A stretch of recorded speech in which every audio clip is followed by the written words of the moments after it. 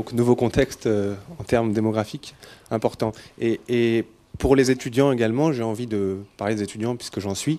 Et le contexte est également très nouveau.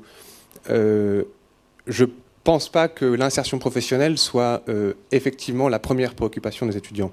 Franchement pas. L'avenir professionnel est devenu notre première préoccupation à nous les étudiants d'aujourd'hui. Je pense que pendant 30 ans, on s'est dit que les étudiants à la fac étaient face à un problème, celui de l'insertion professionnelle, et on s'est dit qu'il fallait faire quelque chose, donc effectivement on a fait des choses. On a réformé les facs, c'est important. On a également développé, on en parlait tout à l'heure, les formations professionnalisantes. Seul bémol, j'attire votre attention sur ce bémol majeur, c'est que jamais nous n'avons été au cœur de ces actions. Donc nous, les étudiants, on n'a jamais pris part à ce changement. Alors j'ai envie de vous dire que les 30 ans sont révolus, et maintenant on est vraiment des interlocuteurs incontournables. Il me semble qu'on parle aussi de notre avenir professionnel. Comment les choses se sont produites, comment cette position s'est faite proactive. Elle s'est faite progressivement, certainement 2006.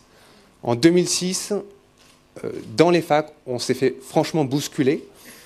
En 2006, il y a eu les événements liés au CPE, et pour la première fois, dans les campus, entre potes, à la fin des cours, ou dans les BU, ou dans les restos universitaires, on a commencé à se parler différemment.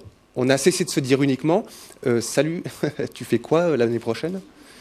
On a commencé aussi à se demander « Salut, et tu fais comment l'année prochaine ?» Donc c'est essentiel comme prise de position. Ça veut dire qu'on commence à inventer les réponses. On se pose la bonne question et on invente les solutions. Pour exemple, le dernier que j'ai entendu en date, c'est le hold-up sur les mails de DRH. Vous cherchez le nom du DRH de l'entreprise qui vous intéresse, vous faites @ le nom de son entreprise est .com, ou vous essayez .org ou .fr. Et puis ça peut marcher. Moi ça a marché, j'ai eu un stage comme ça. Donc alors évidemment qu'on n'est pas que sur des logiques individuelles. Pour preuve, en 2007, c'est sous notre impulsion, on en a parlé tout à l'heure, mais c'est notre impulsion d'étudiants que la 3e mission dans les facs est arrivée. Donc c'est inscrit dans la réforme des universités. Et maintenant, aujourd'hui, l'insertion professionnelle des étudiants, c'est une mission des universités. Donc, à l'échelle collective, on se mobilise largement.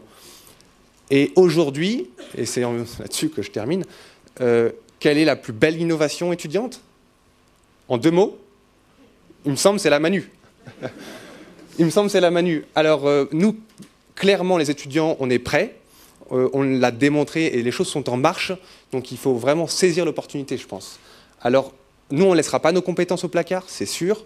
Alors que j'ai envie de demander aux entrepreneurs, Monsieur Roussel, vous êtes DRH, donc, c'est quoi les compétences de demain dans les entreprises?